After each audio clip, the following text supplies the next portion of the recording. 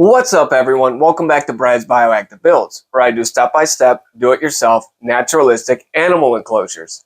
In today's video, I'll be going over how I engineered the false bottom for a large reptile that likes to dig, added the drain so the substrate doesn't get waterlogged, framed out the front, added the trim, installed the glass track, and also created a pocket door so this whole enclosure opens up for viewing purposes. If you're a new viewer, thanks for checking out my channel, and if you're a returning viewer, I hope you're enjoying this series.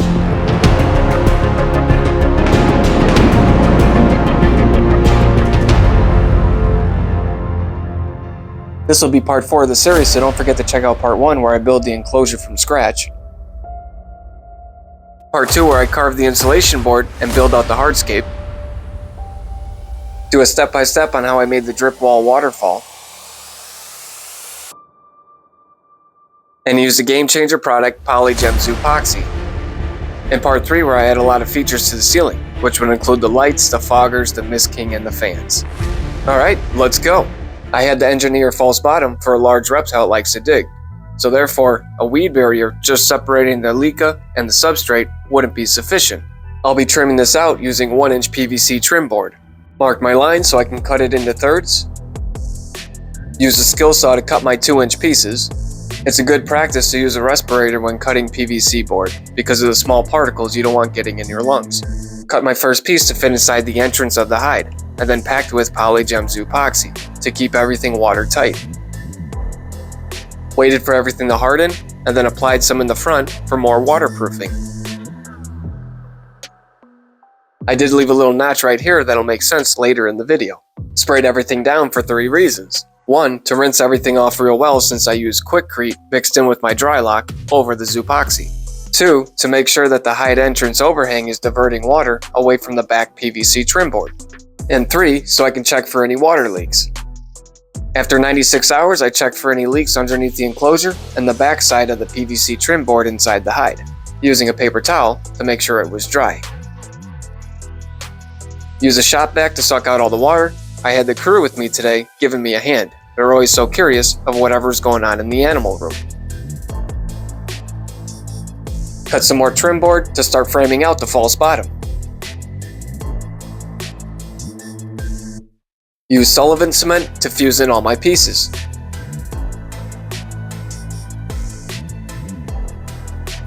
I needed a few smaller pieces to be able to notch around the entrance of the hide. A little bit of tedious and time-consuming work here, waiting for each piece to fuse together before installing the next, but it doesn't have to look pretty because it'll all be covered up.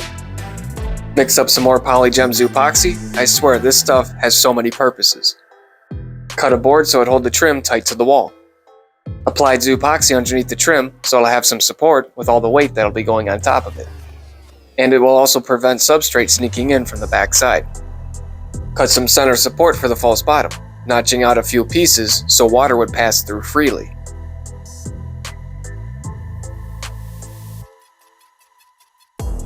Mark some lines so when I fused it in together, I knew exactly where I wanted to put it. This is why I also left a little notch from earlier in the video, so the solvent cement would have something to fuse to, and waited for everything to cure together.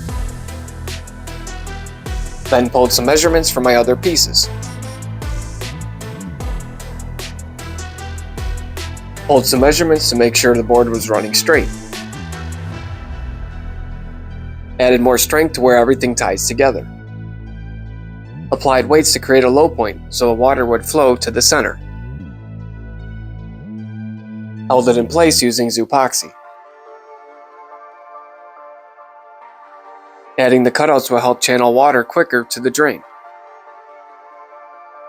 Pulled some measurements so I can cut my PVC sheets to size. I did think about using egg crate for this part of the application, but honestly it wouldn't have worked for the animal that's going in it. Cut the PVC sheet. Cut a template that matches the footprint for the inside of the hide. Traced it and used a jigsaw to cut it out. Test fitted it to double check my work. Hold a measurement for the other panel. I also wanted this in 2 sections so I can access my drain in the future for maintenance work if needed. Marked my center for where I'm going to screw it into the PVC trim board I installed earlier. Made a grid and then started drilling out thousands of holes.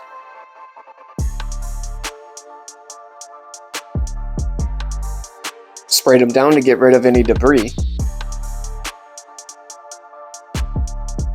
Before moving any farther with the false bottom, I needed to be able to add a bulkhead so I can drain the enclosure of excess water. Made a quick pilot hole. Used the hole saw to fit my 1/2-inch bulkhead. I had to cut out a slightly larger hole in the insulation board so the nut for the bulkhead would fit tightly on the bottom of the enclosure. If you're going to have a lot of water entering your enclosure over a period of time, it's important to be able to drain it so your substrate doesn't get waterlogged. Cut some window screen mesh to go on top of the bulkhead. Use PVC cleaner to clean around the hole, and did some methods from earlier to secure it into place. A few dabs of hot glue to attach the screen mesh.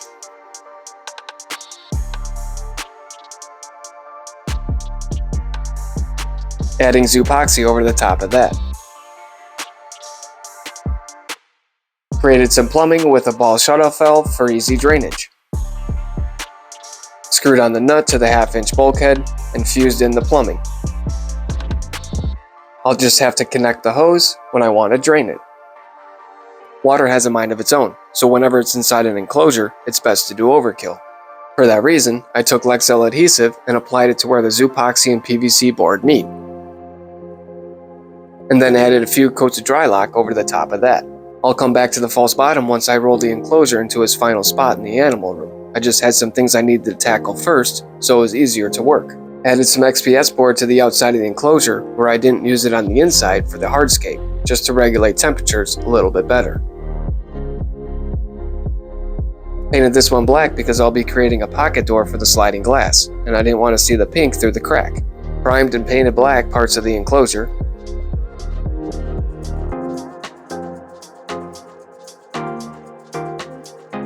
Also painted the wood to protect it from moisture. The glass track I have only comes in 6-foot sections, so I needed to buy 2, take one of them, flip it upside down, and slide it through the track so I can pull my measurement.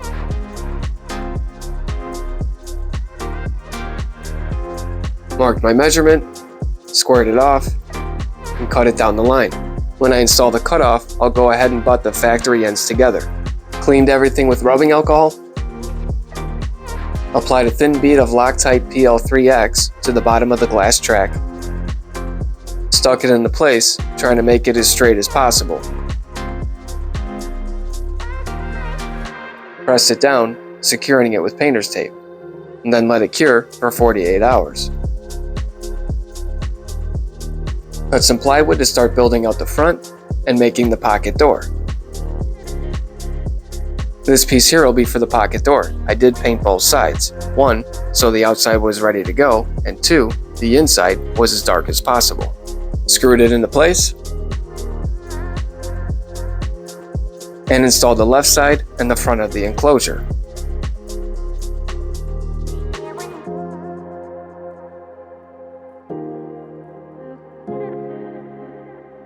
To dress it up a little bit, I wanted to add some trim around the front opening. I had to cut it at a 45-degree angle for everything to fit together real nice. Applied some wood glue.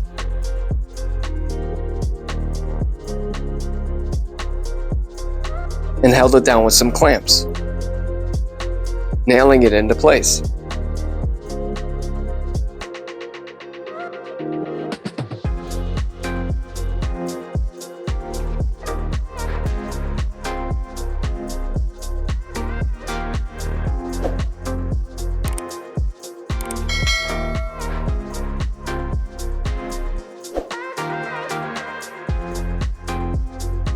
Smeared on some wood putty over my screw holes and seams, and sanded them down with 220 grit sandpaper.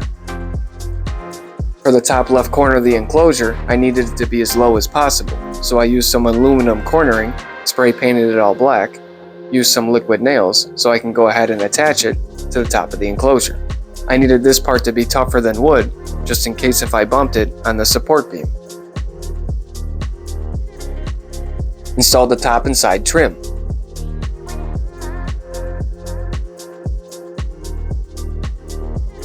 And painted the remainder of the enclosure.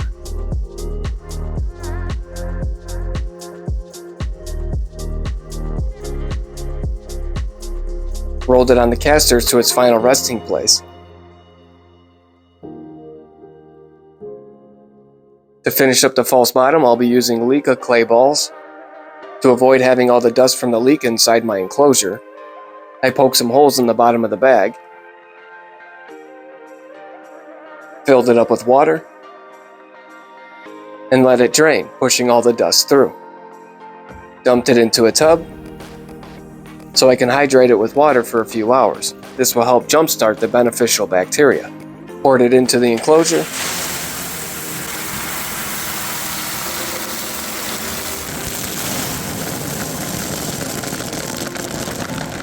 Over the drain I added some weed barrier. On top of that I added a 2-inch PVC pipe end cap with notches cut out so water can flow through easily.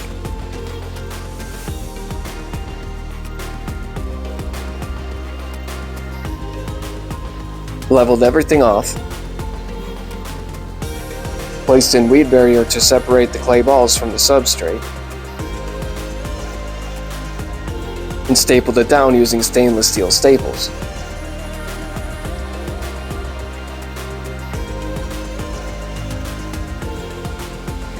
With both pieces of weed barrier, I overlapped the center. Installed the boards I made from earlier.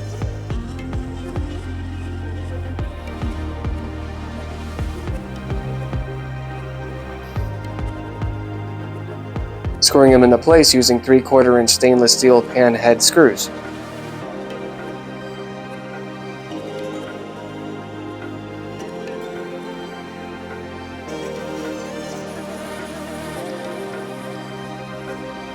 Laid down some painter's tape so I can start caulking. I did put up a drop cloth so I'll be able to demonstrate the sliding glass door a little bit better. Laid my beads of caulk between the trim and the glass track and smoothed it out with my finger. Pulled the tape while it was still wet. Picked up my custom cut 1/4 inch tempered glass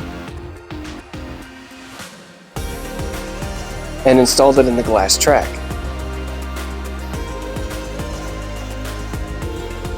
For the front panel, I'll be using these suction cup glass holders. These things have come in handy so many times when doing maintenance work or cleaning in the reptile room.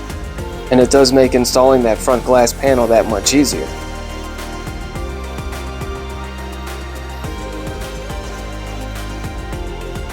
Stuck on the sliding glass handles.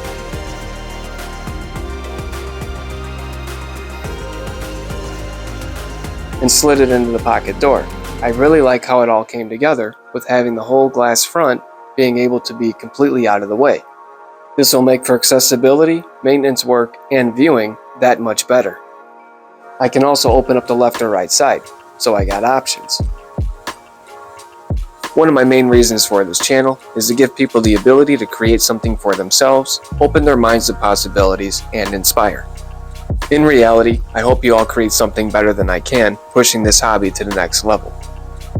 If you've made it this far in the video, do me a favor, hit the like button, drop a comment, and subscribe. It really helps this channel continue to grow. And it also shows me that people are watching and enjoying my content.